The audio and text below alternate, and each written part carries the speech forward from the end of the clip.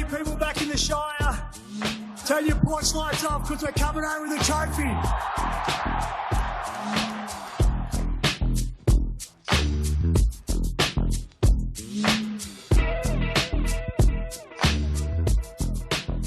Hey there, welcome to SharkCast Pod, a podcast dedicated to the greatest sporting club in the history of the entire universe. This show is brought to you by Dyson Logistics, the Royal Motor Yacht Club in Port Hacking, and Jason Hawes at Crips and Crips Real Estate. My name is Sam Shinazzi and OG from 2015. It's our 10th year of podcasting, and we love doing it. For everyone who listens, new listeners, OG listeners, in-between listeners, the show is brought to you by Dyson Logistics, the Royal Motor Yacht Club in Port Hacking, and our friend Jason Hawes at Crips and Crips Real Estate.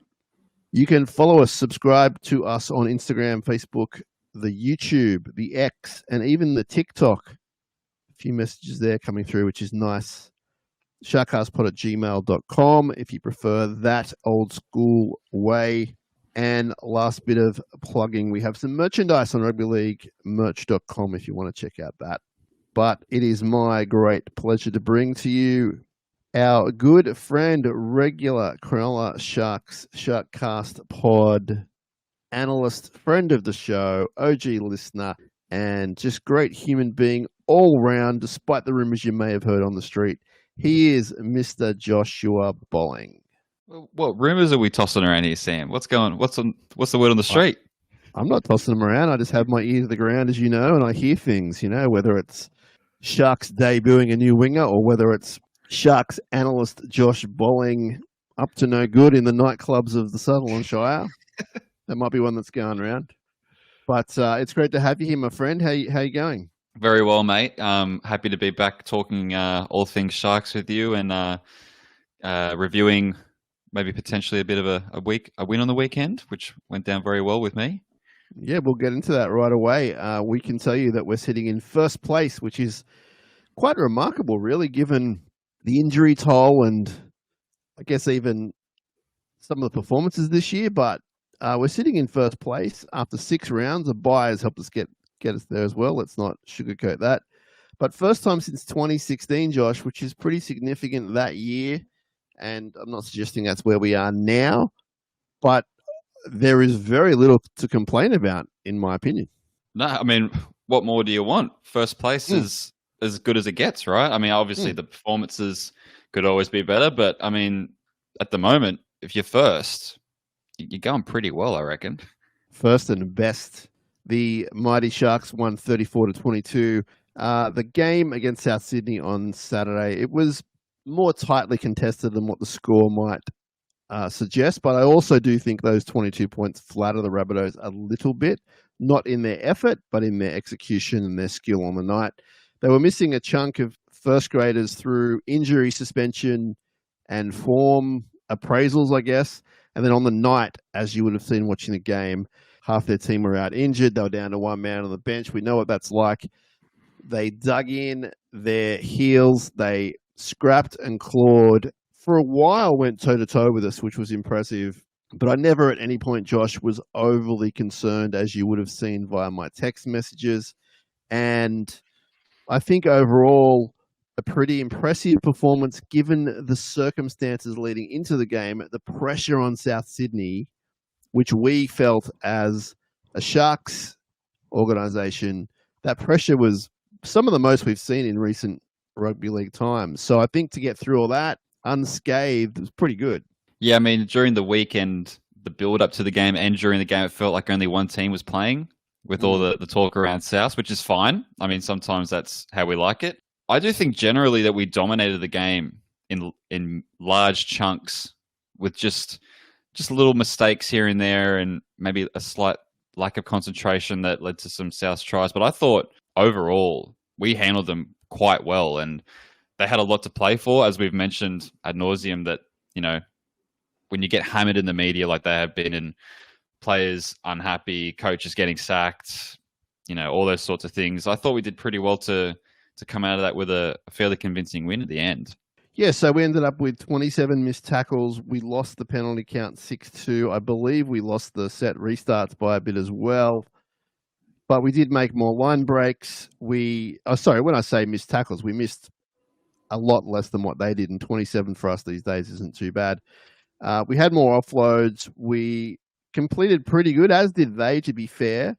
We only had 26 tackles in the opposition 20. They had almost double that, but we managed to rack up 34 points, some really cool tries.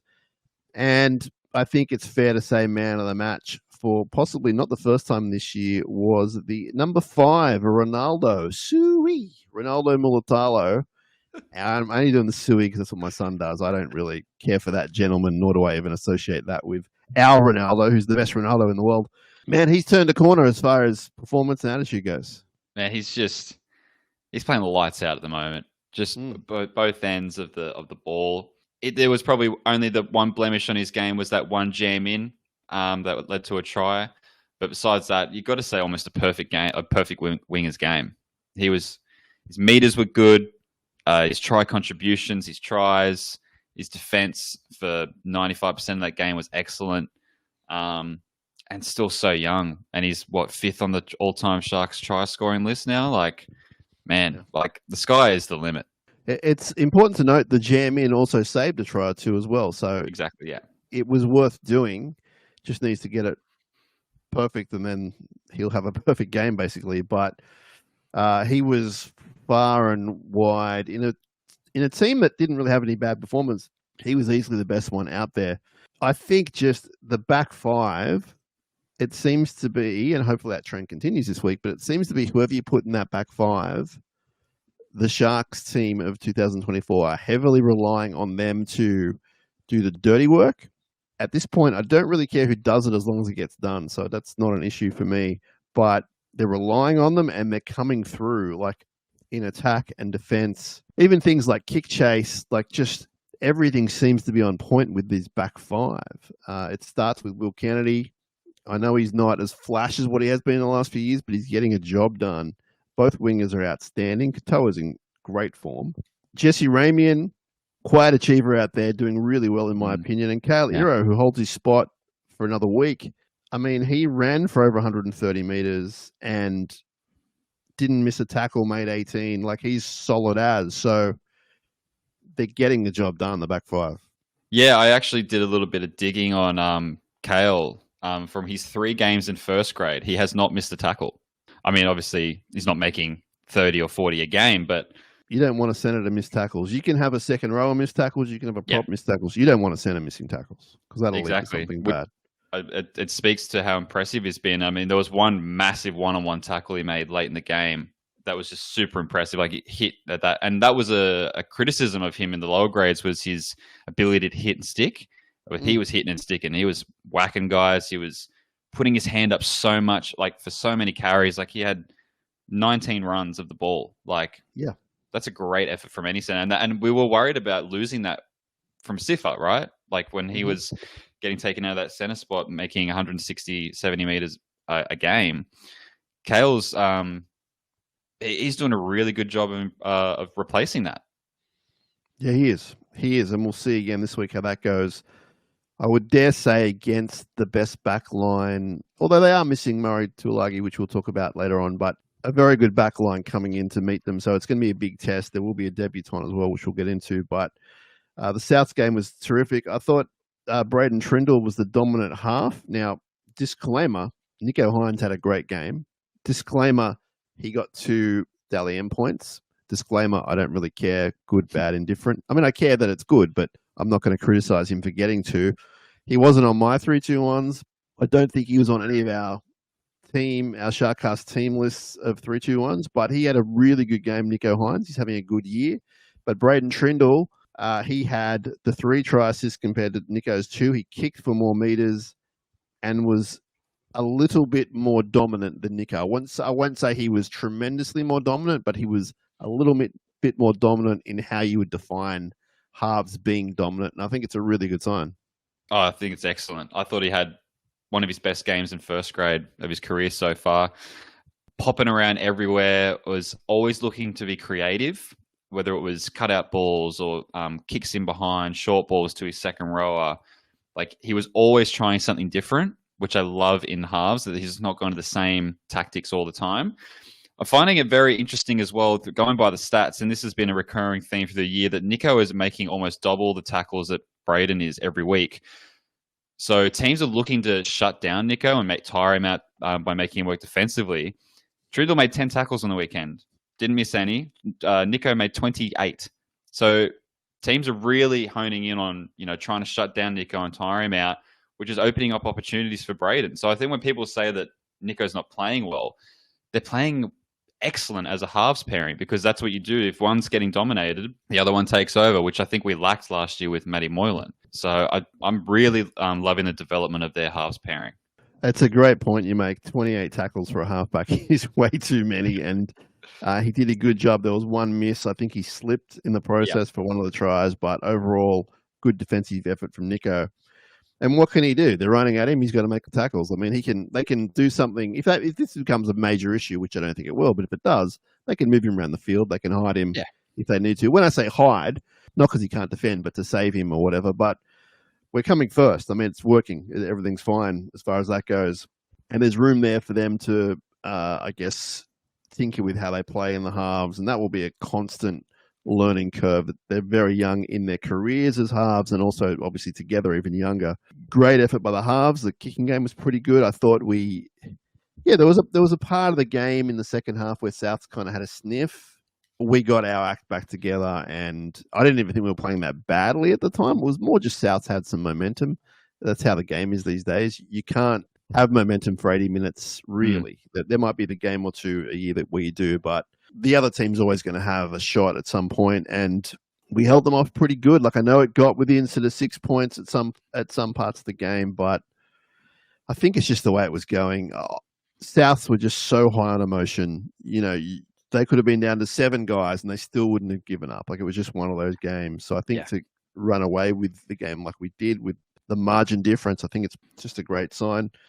Forward pack was just solid. Like, they didn't play the lights out, but they did enough to get us around the field. And thought that another contender for man of the match was the hooker who led them around really well, Blake Brayley. He's in, I would dare say, career best form because he's being so consistent about it. He's running more. He's engaging the line more.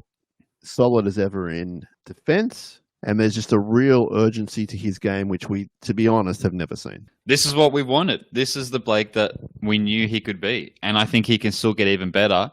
I'm just kind of blown away at the transformation this year. I mean, I am, but I'm not. I mean, because I knew how good he is.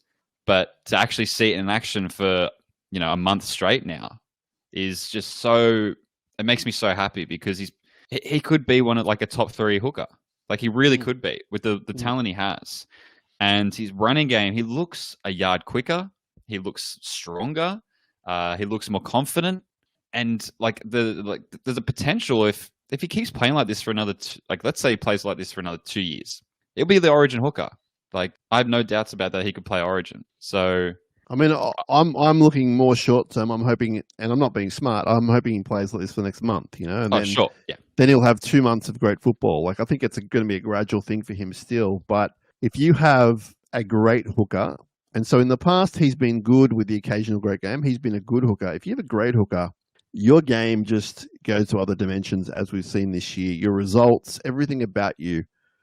If you've got a guy that's catching and passing, okay, that's fine. If you can do that well, that's a bonus. But to do all the other stuff that the best guys in the game do is what you need to be an elite team. And we're coming first. We're not necessarily playing elite, but we're playing good. We're in an elite position.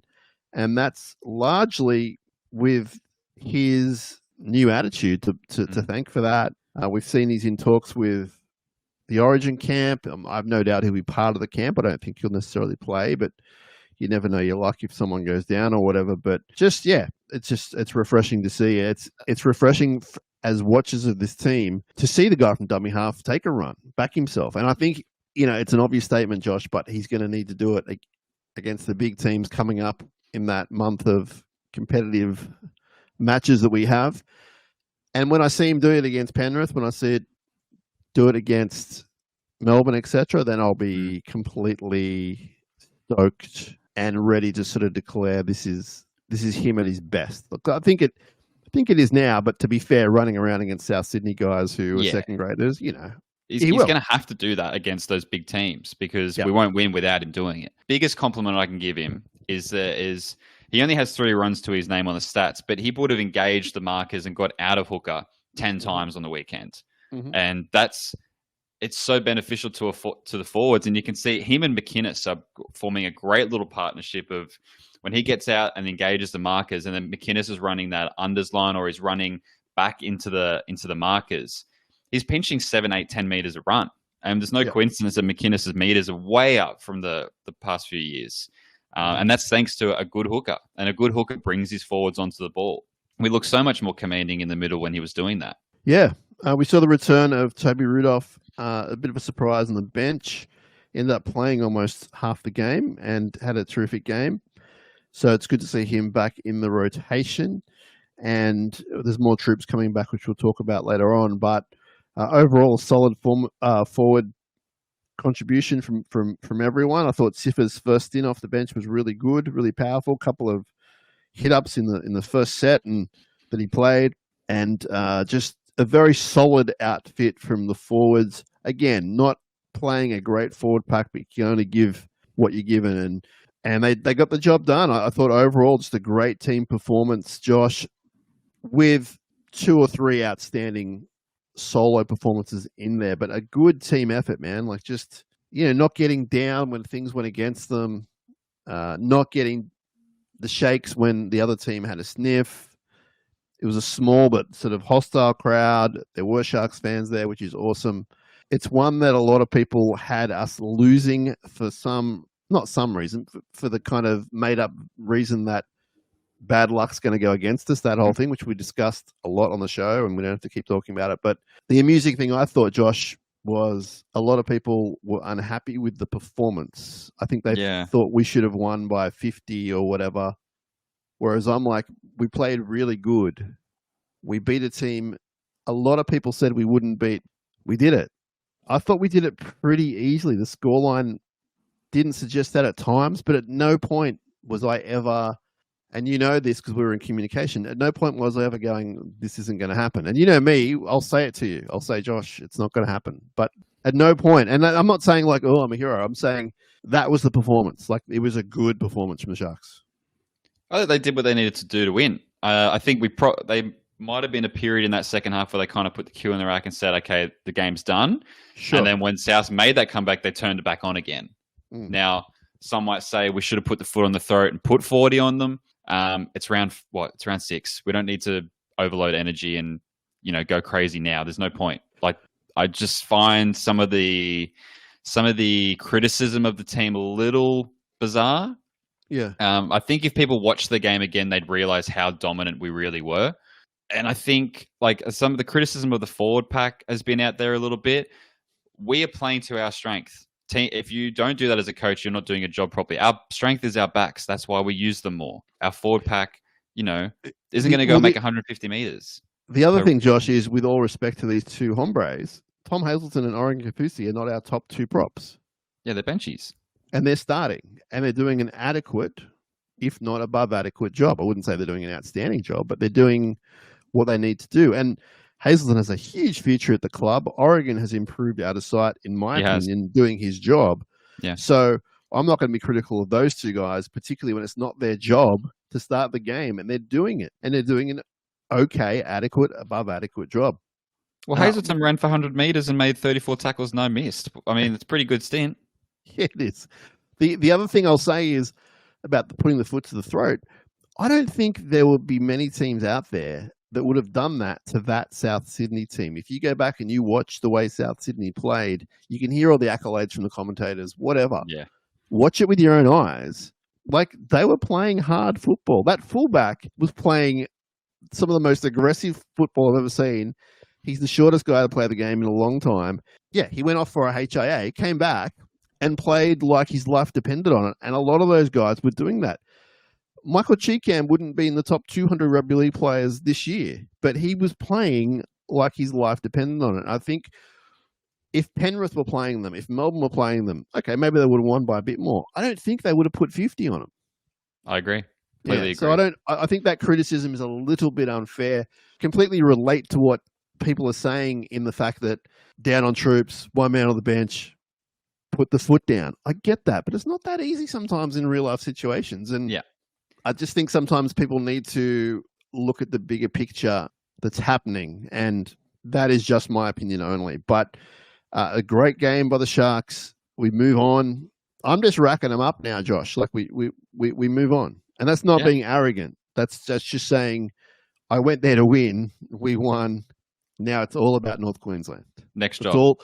That's all it is, because you can't look ahead, especially against a team like North Queensland. And there is scenarios happening this week with the team, which is going to be A, new, and B, refreshing, because some of these guys haven't played for a while. So it's a new week for us. It's a big challenge coming up. South Sydney was done at in my opinion, they were done at 7:30, but South Sydney was done at 9:30. Sing the song, get out of there, come home. So a good performance by the Sharks. Congratulations to everyone involved. Congratulations to our fans for getting through what was a stressful week of, oh my God, what's going to happen? Hopefully we don't have too many of those. Although knowing the Sharks and knowing our fan base, including you and I, Josh, we will have those moments. So let's have a wrap on that, Josh. Sharks defeat South Sydney 34-22. Let's do a little bit of a spruik for our friends at Dyson Logistics. They offer tailored and reliable end-to-end logistics services. They have thoughtful and careful approaches to freight and custom requirements, ensuring the delivery of your cargo quickly, efficiently, and affordably with zero stress. Their motto is local service delivered globally. It's what they strive for every day. They have dedicated staff of professionals with vast experience in handling all facets of import and export, however you want your product to get there. Call them on 02-8339-1844 or go to DysonLogistics.com. Tell them we sent you. They are lifelong Sharks fans, season ticket holders, and just great humans. Award-winning humans too. They're winning awards for their services. So Dyson Logistics, you can trust them. That's for sure. Josh, lower grade news, my friend. We are continuing on in the Harold Matts and Tasha Gale competitions. And we're playing for a spot in the grand final of each competition this week, this Saturday at Leichhardt. The Harold Matthews team produced a comeback. They were down by 18 points, came back to win 30-22 over the Roosters. They play Western Suburbs this week. The Tasha Gale team defeated the Roosters 24-6. The Roosters Indigenous Academy, I should say. And they will play the undefeated Steelers this week. So a tough game for those two teams, especially it looks like for the Tasha Gale team. But let's believe, let's get along, let's cheer them on. Great stuff. Jersey Flag will be played before the Sharks Cowboys NRL match at Shark Park. So you get down there early if you want to watch Jersey Flag. They had a 20-all draw last week against South Sydney. And they're going to have, most likely, young fullback Liam Eason. I think that's how you pronounce it. Apologies about that. He's a dynamite. He is a clone, Josh, of Dylan Edwards, and he's a really, really good player. He's got a big future. Max Bradbury, friend of the show, will be playing. Dylan Couts will be playing, talented back rower. So, yeah, get down there if you can to support the team early. And the Newtown Shark Jets not going too well. They're out of the top 5 in the New South Wales Cup. They will be playing Blacktown, i.e. Manly, at Henson Park on Saturday. So there's a bit of news for everyone about the lower grades. You got any other news about the Sharks at all floating around, Josh? Anything you want to talk about? Any news? Any whispers? No, it's been a pretty busy week for me, actually. I haven't had my ear to the ground, so I'm happy to just go with what you've got. You've got Big Dog. Big Dog's got 2 ears to the ground. Don't worry about that.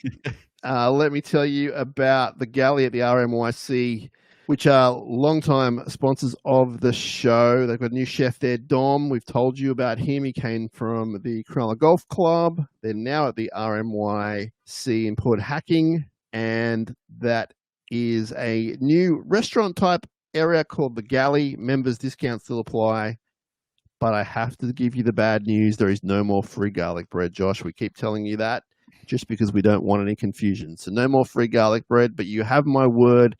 if you see me down there, I will buy you some garlic bread. Only if you choose to have garlic bread. It's not my quest in life to buy you garlic bread, but if you're there, give me a little wink and go, Shinazzi, you owe me garlic bread. I'll pay up. It's all good. So get down to the Yacht Club down there. You can get in touch 9523-9300, 9523-9300. They also have the website, which is the rmycph.com.au, and tell them that we sent you there. Josh, let's hit some mail, my friend. Bit of mail here. Steve has written in talking about the upcoming game, and he's analysed the spine for us of the Cowboys. So this is Steve's opinion. Reece Robson, steady, won't rip us apart. Chad Townsend, basic halfback without speed. Tom Dearden has speed. Scott Drinkwater, the danger, but bomb him early and it'll dent his confidence. Now, Steve, you've analysed that. We're going to analyse your analysation. Reece Robson, I feel like he could rip us apart in all respects to you, Steve. From the area, competitive relationship with Blake Brayley, and been in form for a few years now. One of the better hookers. So played Origin, and I'm definitely wary of him, especially if our middles get tired, which they can be sometimes. Chad Townsend, you say basic halfback. I'm going to say classic halfback. I agree that his speed is not a thing. Don't forget that he left the club probably not by choice, if you know what I mean. It was his choice ultimately, but he would have stayed if he could, if it all worked out.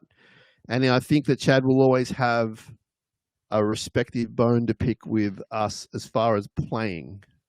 Not suggesting he doesn't love the club, because he does, but I think Chad will be here to prove a point yet again. And he's in good form. He's got, I think, the second most try assists in the comp right now, Josh.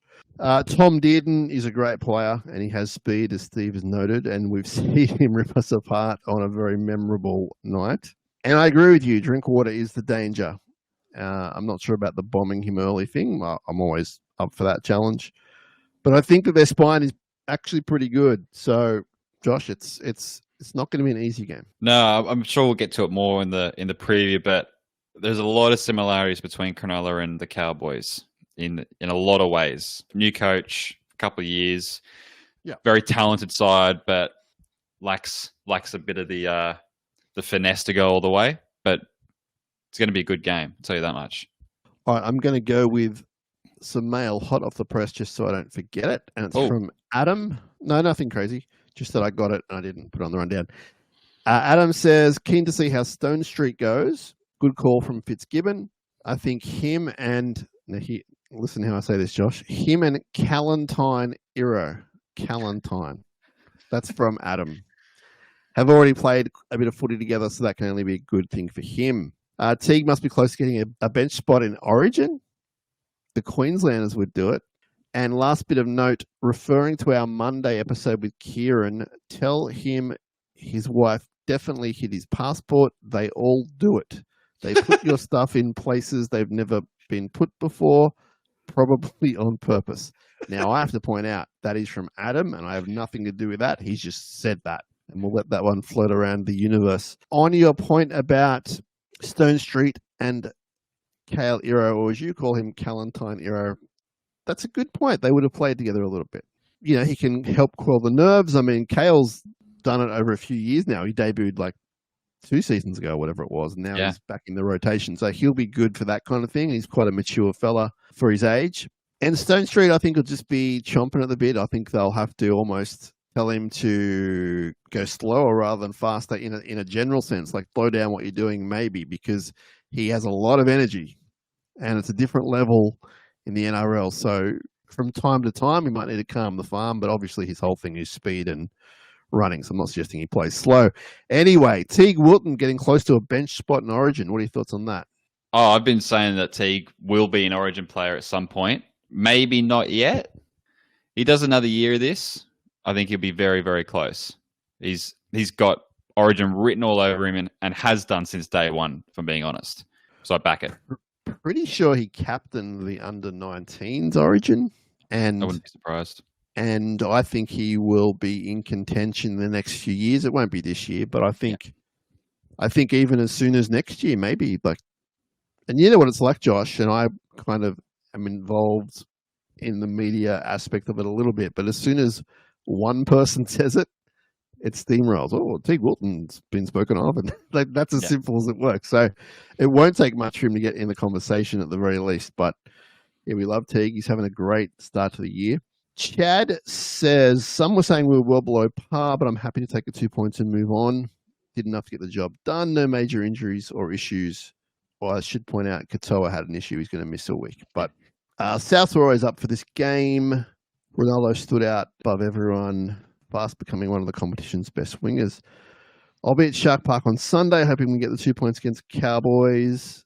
I want to let you know I was the person who wrote in about my ukulele band, the Fine Looking Fellas. Okay, Chad, gotcha. You're in the Fine Looking Fellows. Chad, and wanted to give a fellow shout out to Shark Heart listener Adam, who we just heard from before, who wrote in and gave us a nice review.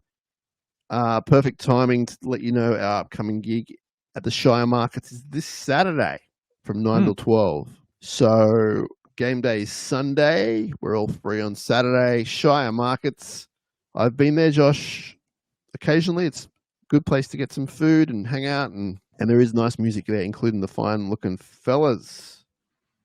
So make sure you tell them that you're a SharkCast listener if you happen to be walking by. Thanks for all the hard work you do with the podcast and all the guest speakers. Up. Thanks, Chad. Appreciate you. Hope you have a good gig. Daniel said, listening to the weekly episode with Jardian, I wanted to put my 2 points in on the stadium conversation. Uh-oh, man. Jardian's always getting us into trouble, isn't he? He's become like the bad boy of the podcast. He's too smart for his own good, Jards. Actually, it fits his persona of loving Dwayne "The Rock" Johnson so much. He's become the heel. The heel, yeah. Yeah. Daniel says, my wife and I live in Canberra. She has a minor disability and a relevant parking pass.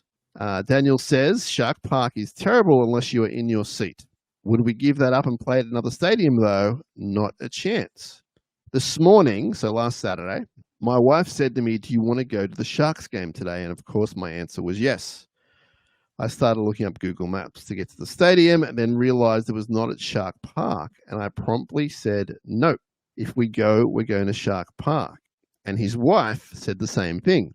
This statement is coming from a woman who finds it difficult getting into the stadium, sit down, can't use the bathrooms during the game, and we often have a 4 to 5 hour journey home. And she only wants to go to Shark Park. It speaks louder than words. Here's to hoping the continued smaller improvements add up over time. So I think to summarize that, Daniel, for Josh and our listeners and for myself, I think what Daniel is saying is that despite the challenges he and his wife have personally, they would rather go to Shark Park than any other venue in the world. And I think that's really beautiful, and it's up to the Sharks to keep continuing the experience, which I think they slowly are. So credit to everyone, Josh. Yeah, what I love about that is that he's like, it's kind of like, a best friend who, a bit rough around the edges, that even though they could be better, you still love them and you want to be around them. And I think talking about me. You're beautiful inside and out, Sam. Yeah, that's kind of the relationship I have with Shark Park. Like, I know I'm very privileged and I'm youngish, and I go in usually by myself. You're 30. 31, but 31. Yeah, I know. Like, I have no troubles with my experience at Shark Park, so I know I'm only speaking from a point of privilege. Yes. But I'm going to watch the football. I'm not going for a 5-star restaurant. I'm not going to be entertained and served, salmon by the water. Like, I'm there to go and watch a game of football for about 2 hours, and I'm in and out. And if the food's options aren't great for you, eat before you go in. Like, buy a bottle of water. Like, I don't know. Like, but that's not what Daniel's saying. No, of course, but I'm getting off track here because my usual defense of Shark Park. But the fact that him and his wife still want to go there despite how hard it is for them, is a testament to how good the place is to watch footy at. And now I can't stop thinking about eating salmon and watching the Sharks. Let's do it. I'll cook some and sneak it in. Well, yeah. We'll need a little cooker. I'll bring some bagels and cook some bagels, and this could be a thing. We're on to a saga now about songs. We're trying to find, Josh, a song from the late 80s. I believe it was called Shark Attack. It may not have been Shark Attack, but that's how we know the song. And they used to play it after tries. I can't confirm if they ran out to it or not. Someone else will be able to confirm that.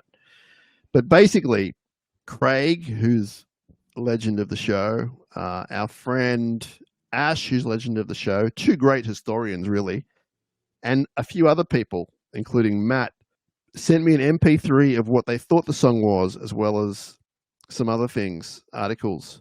But that was a song called, I think, Here Come the Sharks from the 90s, a few years later, by Lee McRae, who was a musician around town. We're after the one which is from the late 80s, and we're going to find it, but we just are having some trouble sourcing it. Good times, people reminiscing about music from their younger years, that's for sure. Just on that, Sam. Yes. Why don't they play the Jaws theme when we're on the attack anymore? I miss that. When I was a kid, they do it all the time, and it was so much fun. You know what the standard answer is going to be, right? You know what people are saying right now under their breath or yelling at you. We used to always drop the ball when we get it. True. That is true. We did. You know what? I don't even know if that is true as far as like if you added up every time we had the ball and they played the song. Surely that myth and legend has grown over the decades. It did feel like it though. That now that you've said it, that's everyone says it. If you 9 out of 10 people would go, but we used to drop the ball. Okay, maybe don't bring it back. I don't know why they stopped. Can't be for that reason. If it is, that would be amazing. It could be a licensing thing. I don't know, but I'd be bringing it back. Yeah, I think anything that kind of gets the crowd going is a positive thing. We're also, I was going to say something, but it's going to get me into trouble, so I'm not going to say it. We're keeping an eye out, an ear out, possibly some new music you might hear at Shark Park. I'll just say that, and I'm not going to say when they're going to play it because they might not do it, but I'm hoping that they're going to have some new music at some point. When I say new music, it's an old song. Lisa says, thanks for the podcast, long-time listener, occasional writer in. I'm telling everyone to listen to the show, which is something that I, Sam, request every episode, or if I don't, I try and remember to tell everyone about the show. So thank you, Lisa, for that. Also wondering what has been your favorite interview to do. That's an amazing question I haven't thought about since I put this in the rundown. Oh gosh, what a great question. You know what? The thing that comes to mind is, it's going to be pretty corny, is that I really enjoy each one because it's such a unique experience. Like I never thought I'd be in a position to kind of rock up and talk to a current player or a former player or whatever, coach. So it's really, it's fun for me. It's exciting. I never kind of lose that excitement. Like the other week when we had Tuku, and it's like, I didn't know much about him, but it was exciting because he was only a few games in and I hadn't heard his story. And, you know, I'm not sure if I'm going to get down there today, but there's a chance I might talk to Oregon Gafusi, who I haven't never met or spoken to. So it just interests me, all their stories. But I would say my favorite interview, without holding it to me, would be the one I did with Damien Irvine, former chairman, because he had such an amazing story to tell. It had never been told before. And it was also interesting because he's a really good mate of mine. So it was interesting to be his friend and then talk about all this stuff, which was pretty heavy. And I recommend you go listen to that episode. Go look. It's probably 3 or 4 years old now, maybe 2 or 3 years old now. And we did a really long interview with Damien Irvine where he kind of just talks about his life as a Shark. But thank you, Lisa, for being in touch. I don't have a better answer for you because I'm unprepared, which is silly because I put together the rundown. I knew the question was there. Favorite interviews. The Fitz one's pretty good. It's got to be up there for me. Yeah. That was cool. Fitz was good. That was a really unique experience to sit in his office for half an hour and chat footy. And a lot of the 2016 stuff was just a lot of fun given the circumstances, and such a fanboy of Valentine and that kind of thing. Just to kind of be hanging out with them for a short amount of time was fun. But anyway, let's move on because we're not living in the past. But I do completely appreciate that question. Brent says, I've been watching a different Sharks team than last year, and I'm liking what I see. We're a free-flowing team. We are better at keeping the ball alive and letting the ball do the talking out wide. Not happy about Sione being suspended, but excited for Stone Street getting his chance. I've been on this kid from day one. Okay, you were the one, Brent. I gotcha. Nah, just messing with you, man. That's awesome. You're a long-time Stone Street guy. Our bench is superior than theirs, which I agree with. You're still not sold on Kafusi being in the main 17. You think we're going to win, but we must defend their backs.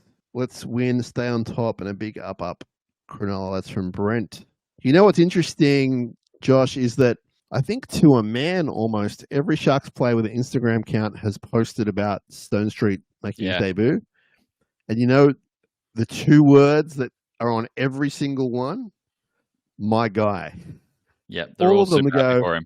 My guy. I'm like, well, hang on. How can he have so many? There's only one guy, right? If you have a guy, it's your guy.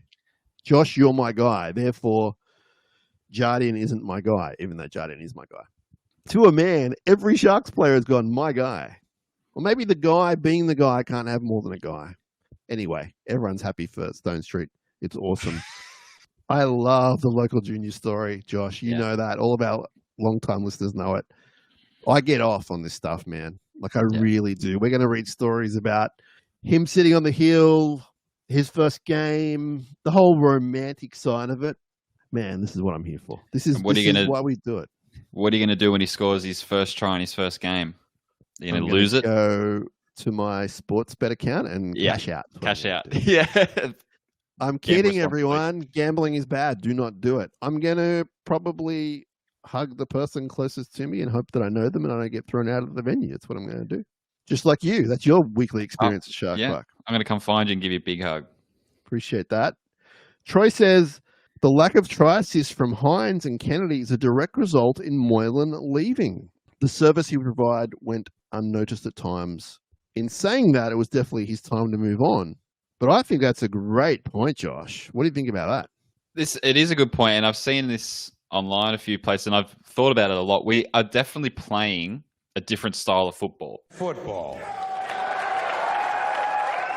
I've mentioned before, we play to our strengths, and Trindle is a different type of player to Moylan. He's not as good of a ball player, but his all-round half play is much better. He's a better defender. He's a better kicker. I think, and I'm not saying this in a negative term, but he's smarter in terms of when to pull the trigger on things. Moylan, obviously one of the silkiest, greatest passes I think we've ever had at Cronulla, but I think the balance of the team is better, that Nico isn't having to do 150 try assists a year. You know, like he had 28 last year, I think it was. He's got 3 this year. Trindle's got 4. Like the team's way more balanced. He doesn't have to kick every ball. Yeah, but Trindle's kicking more than him. Like Nico can run on the 4th and it's not the end of the world. That's a great point.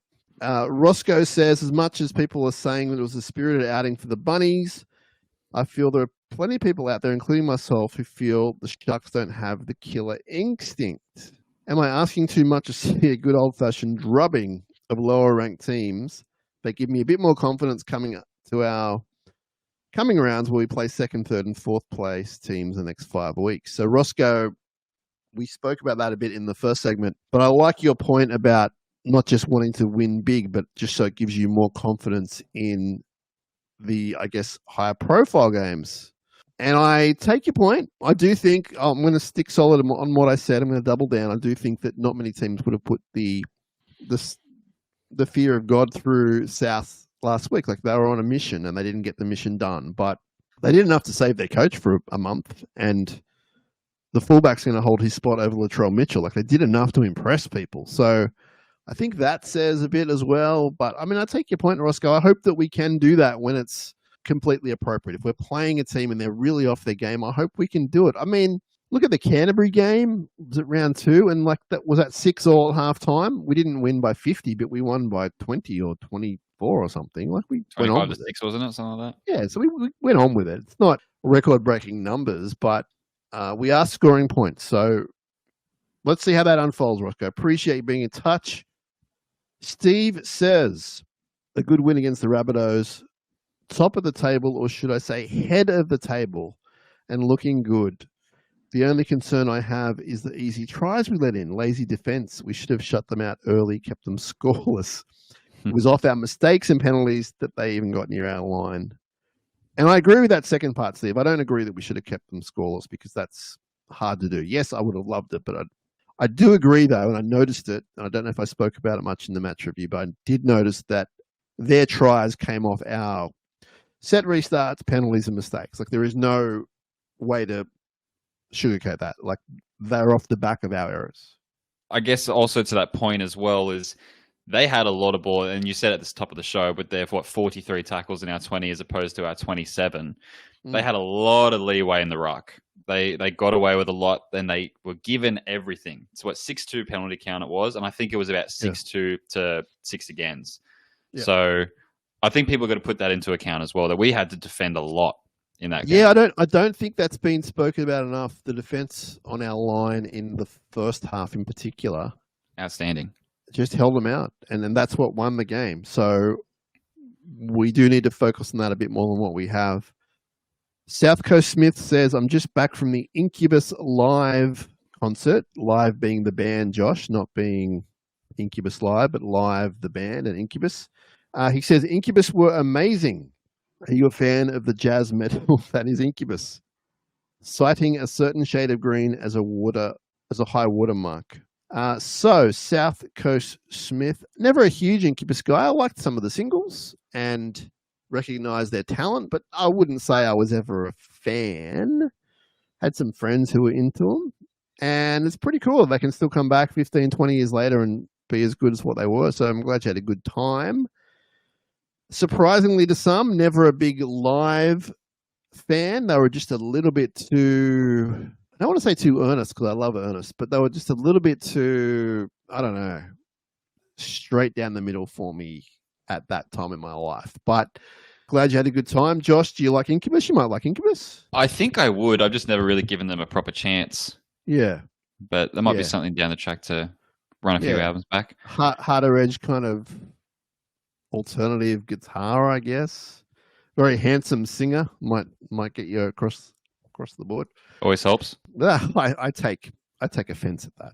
As someone who's playing music and not the most attractive person I've ever seen. You're a very handsome man, Sam. I don't agree. So Tim sent us a photo of himself and a crew, and they were watching the Sharks vs Souths game in Bali. So we got a bit of a Where the Shark Are You happening for the old school listeners. And looked like he was having a good time, Tim. He's a regular listener, so thank you very much. I hope you told that crew in Bali to listen to SharkCast, my friend. Kylie says, can't wait back at Shark Park. I sit in the family hill with my kids, just like I did with my parents when I was young in the 80s. Can see improvements slowly happening to the ground. I love the mural. Food trucks have gotten more diverse, and the general mood is a friendly one where we sit. She does concede they need to fix the toilets at some stage. I thoroughly enjoyed the Shark Park experience. I feel like it's a bit of a shot at Jardine, which hopefully it is. And we'll see you down there, Kylie. We're all going to be down there having a good time. So thanks for writing in. Thanks for listening. And glad to see you're, like the majority of our listeners, aside from Jardine and Clinton and maybe RCB, who's going to send me an email about that, into current Shark Park. Great stuff. I do want to give a shout out to another podcast, Josh. It's not a Sharks one, but it's run by a Sharks lunatic whose name is Ben.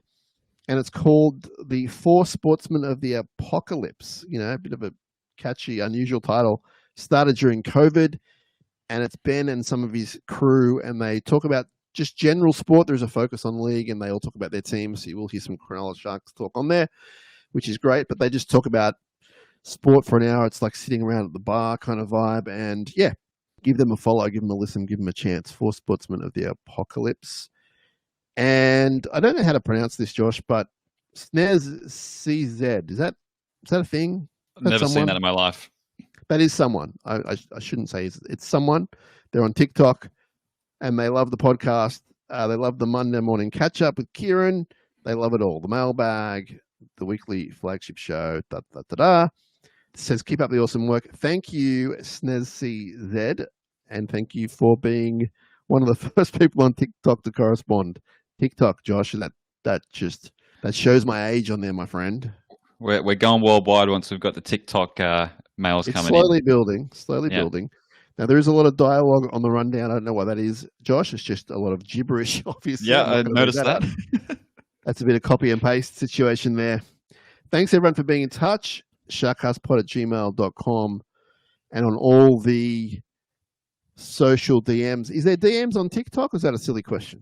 Yeah, there is. I haven't looked there. Hopefully no one's writing to us there because That was just a comment on something. Anyway, I sound like I'm 102, and there's nothing wrong with being 102. It's just that I'm not 102. We've got a game coming up this week, Josh, but before we get there, I want to tell you about Jason Hawes at Crips and Crips Real Estate, long-time supporter of the show, listener of the show, big Sharks fan, season ticket holder, member, you name it. Jason has done it with the Sharks. He's been in the real estate industry for over 25 years, particularly focused on the Cronulla and surrounding suburbs, including, well, between Cronulla and Sutherland, dare I say, even across bridges. He grew up in the Cronulla area, knows it very well. We recommend you give Jason a call on 0410 417 450.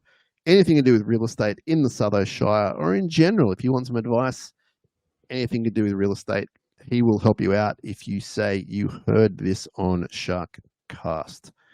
Josh, Cronulla, North Queensland, 4:05 p.m. at PointsBet Stadium, or as we call it, Shark Park. These games are always pretty cool. I mean, we flogged them last year on a Thursday night, which was a lot of fun. And prior to that, they beat us by 2 points, which was nowhere near fun, although the experience was pretty good up until that moment. They're always good games, going back to the 2013 final and, of course, 2016. A lot of history there. They've got some former Sharks. It's a thing, and it's happening this week. We have a debutante, which we've spoken about. Sam Stonestreet comes in for a suspended Katoa. The rest of the starting 13 stays as per. The bench is Williams, Rudolph, Talakai, and the return, playing his 100th game for the Sharks, 101st NRL game, but 100th for the Sharks. Braden Hamlin-Welly had a good game last week for the Jets. Josh, I watched that back to front. He had a good game. He looks ready to go. We wish him all the best. He's a great human being, great footballer. We need him firing. I'm thinking he will come off the bench, Josh. I don't think he'll start at this point. Anything can happen. Extended bench of Atkinson, Tuku, Dykes, Burns, and Hiroti. What are your thoughts on that team? Good team. Very excited to have Toby and ULA back together at the same time. I think they could provide some really good punch coming together off the bench. I wouldn't expect ULA to play massive minutes, nor would I want him to. I want to just ease him back in, give him a nice little 20-minute stint, blow out the lungs, and get another win, hopefully. Yeah, I think you're right there. If they flog Williams, they'll probably flog Toby. He played 37 minutes last week. Talakai will probably have more minutes yet again. They're sort of building that up, that bench role. I think Hamlin-Welly will be the one that plays the more limited role, and for good reason. They'll be monitoring that, obviously, very closely, but they might even just gauge it on how he's going. He might put his hand up after 10 and go, I'm done. It's exciting, and I like him coming off the bench as well. Like, I think that's how we got to know him, obviously, first, and he provided so much punch off the bench. He's a great starter. He's one of our best props, I think, when everyone's in top form and free of injury. I think he's our best prop. No issue with him starting when he does, but I like him off the bench as well. I think he can do either probably as good, and that's a massive bonus. So exciting to see him back. Excited for Stonestreet. Cale Iro holds his spot, which is a great thing. That wasn't a given. He's earned that really well. Was this your pick to throw Stonestreet in, or would you have put Iro there and Talakai? Would you brought Mawini in? What are you thinking? I think Stonestreet deserved it.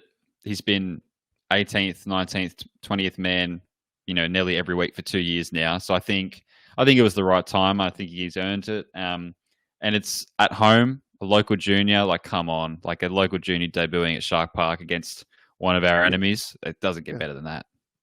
No, it's a great way to look at it, and I've no doubt he'll lift. You might see an error or two. Who cares? Yeah, we all make errors. But I expect him to have a big game. And I think you'll see, similar scenes to what you have in the last few years when a kid debuts. There'll be, a bay full of family and friends just loving it. It's definitely going to be a great feel-good vibe down there. If you don't have a ticket, I'd urge you to get one. I'm not sure if it's sold out or not, but it will be any second. And, we all hope to goodness we can get that win to stay on top of the table, but also to give this kid just the ultimate memory of winning in his debut game at Shark Park. It's a huge occasion. They'll make a fuss of it, especially behind the scenes. You know, there'll be jersey presentation, there'll be some speeches, there'll be some family and friends and heroes.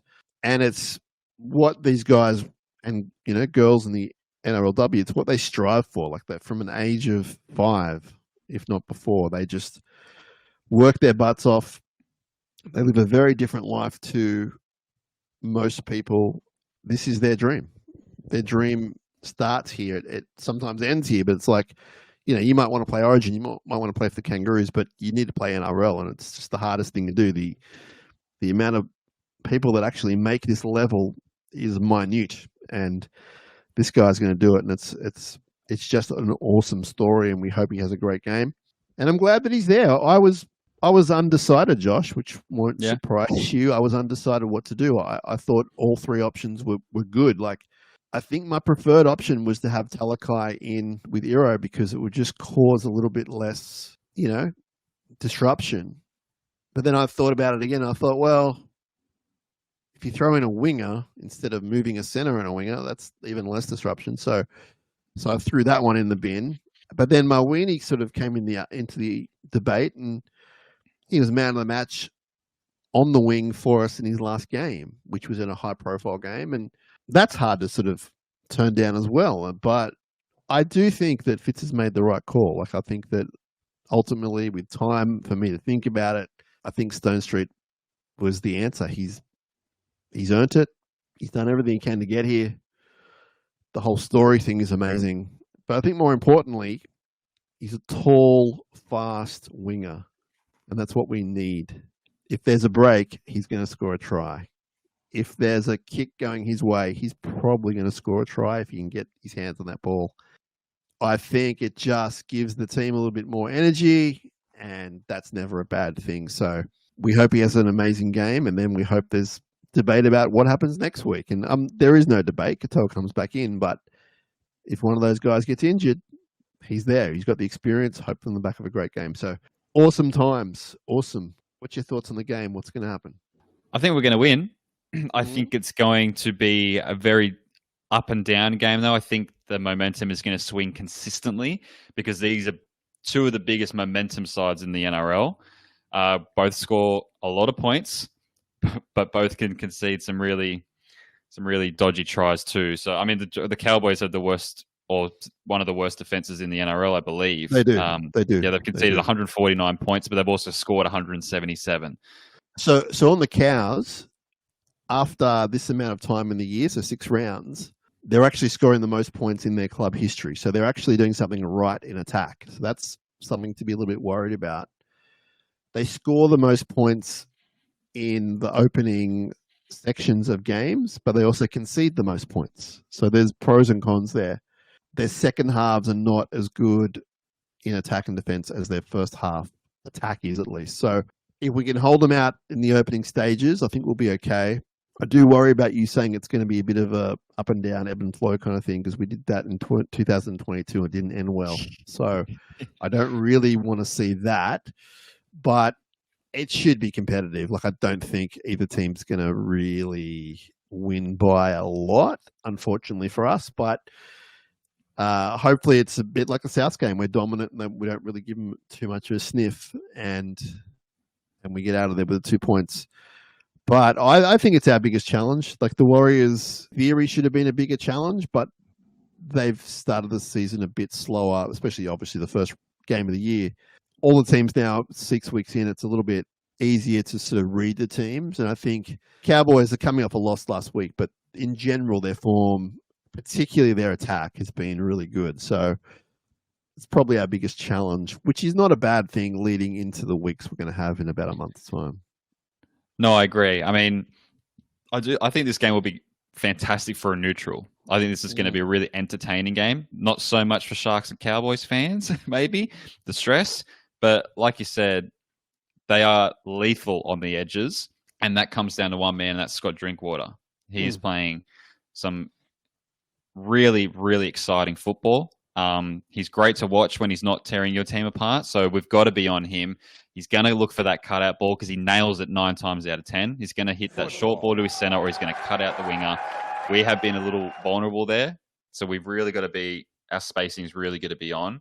But they're also vulnerable out there too. So like if they give Ronnie or Stone Street a sniff, they'll score. It's going to come down to the halves and the hookers, I think, and the fullback. I know that's obvious. That's a very obvious thing to say. That's going to come down to the spine, but that we match up almost like for like. That's where it's which spine comes out on top will win the game. Yeah, for sure. And I think a lot of it's going to be, the defense is going to also come into that factor, because I think if Brayley and Teague and Nickera can really put pressure on Chad in particular, Chad does the majority of their kicking. I think that will be a massive bonus. I think that he will not so much crumble, but he'll feel the pressure if they're just on him the whole game. I agree. I think he's the sort of player that can kick it out in the full, etc. Maybe get a charge down. And I think just kick chase is going to be important. All the little boring things, I think if we do that, which we have for most of the year, I think that'll go a long way. And then it's about, as you say, containing that spine and our spine lifting above theirs. But I do think that, a lot of the things that went wrong in the final in 2022 was just the more clinical things. The middle defense was woeful. That's kind of why they won the game. And I think if we tighten that up a little bit, which we have, and particularly with Cam McInnes playing almost a full game there each week, that tightens it up a lot. Brayley's in great form. If those middles can hold out, I think it'll also be a telling point. So probably the most on edge I've been this year, because round one, it's 50-50, whatever. Dogs were going to win. Tigers we should have won. What do we do after that? Bye. Someone at home? Bye? No, Raiders. Raiders I thought we'd win, we did. And last week I thought we'd win, we did. So this one, I think we'll win. I'm not sending out any negative vibes. I think we'll win. But as I said, it's our biggest challenge this year. So it's the most kind of nervous I've been about the game. But yeah, it's hard to be nervous about a team coming first. I know it's only 6 weeks in, but a team coming first and a team in most of their stat categories really being on the higher end of them. Like, we're not bottom two for much or anything in this year. Completions have even risen. I think the only thing we're not doing, Josh, is being awarded that many penalties. So that doesn't mean we're giving them away, but penalties received, I think we're bottom two. That's not even a stat you need to worry about, but I'm just saying, that's how positive things have been this year. And it's hard for me to kind of say that I'm shaking my boots at the Cowboys coming, because I think until we put a foot wrong, we did that against the Tigers, but we've sort of corrected that. Until we put another foot wrong, I'm pretty cool about everything. And I think that I just want them to keep getting better each week, because there is a tough month coming up. So we need to put these ones in the bank. It doesn't matter whether it's 1 point or 50 points. We need to beat the Cowboys, need to beat the Raiders away, which we know we can do. Definitely need to beat the Drags at the local derby. And then it gets a lot more serious. And if you win those games, the increased media coverage comes in. They're top 2, they're top 4. Can they beat the big teams? Then it's up to us to knock over one of these teams or two, or if not, go on a run. I don't know. But the big one I'm looking at is Penrith at home. I really want to win that one. We've spoken about that one, yeah. So doesn't mean I don't want to win in Melbourne. Doesn't mean I don't want to beat whoever else we're playing. But we need to win those ones. And then people who are writing into us going, the media don't take us seriously, yada, yada, yada. Then they will take you seriously. It's up to us to change that story.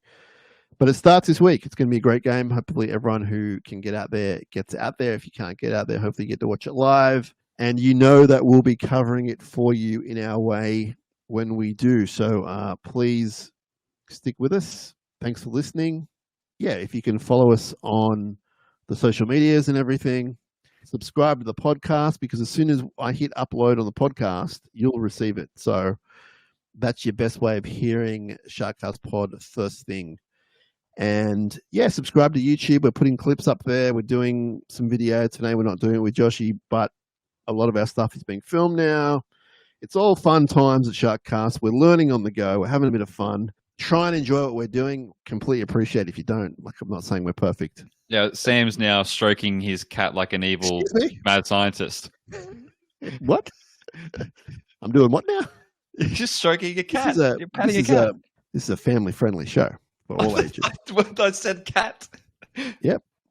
I know. Okay. But remember, there's no video. There's nothing to back this up. You'll just have to take my word for it. I wouldn't lie to the fans. No, you wouldn't. We don't do that on this show. Joshy, thanks for your time, my man. We will be back talking Sharks before you know it. Can't wait to see you down to the ground. And everyone else, have a great week. We will talk to you as soon as we can. This is SharkCast Pod, and we will play the songs.